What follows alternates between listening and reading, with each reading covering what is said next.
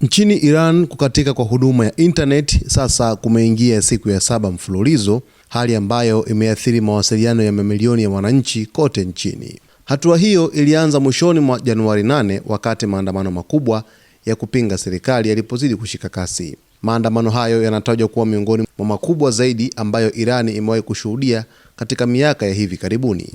Katika kipindi hicho, vikosi vya usalama vilianzisha operesheni kali ya kukabiliana na waandamanaji, hali iliyosababisha serikali kuweka vizuizi vikubwa kwenye matumizi ya intaneti.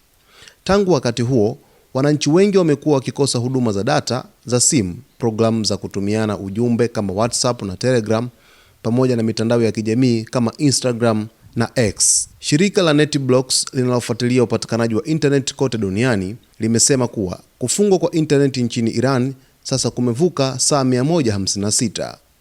Kwa mujibu wa NetBlocks, hali hiyo imesababisha ukimya mkubwa wa taarifa baada ya operesheni kali za usalama kufanyika dhidi ya waandamanaji. Kukatika kwa internet kunalenga kudhibiti taarifa zinazotoka kwa wananchi, hasa picha na video za maandamano, pamoja na hatua zinazochukuliwa na vikosi vya usalama.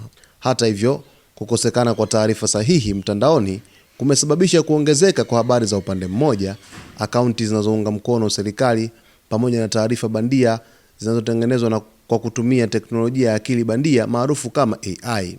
Wananchi wengi wameeleza kuwa wanashindwa kuwasiliana na kufuatilia habari, pamoja na kuendesha shughuli zao za kila siku zinazotegemea intaneti. Mashirika ya haki za binadamu yameendelea kutoa wito wa serikali ya Iran kurejesha huduma za intaneti na kuheshimu haki ya wananchi kupata na kutoa maoni yao kwa uhuru. Hadi sasa, serikali ya Iran haijatoa taarifa rasmi kuhusu lini vizuizi hivyo vitaondolewa, japokuwa waziri wa mambo ya nje wa Irani Abbas Araghchi alieleza kwamba mtandao uko mbioni kurejeshwa na utarejeshwa hivi karibuni.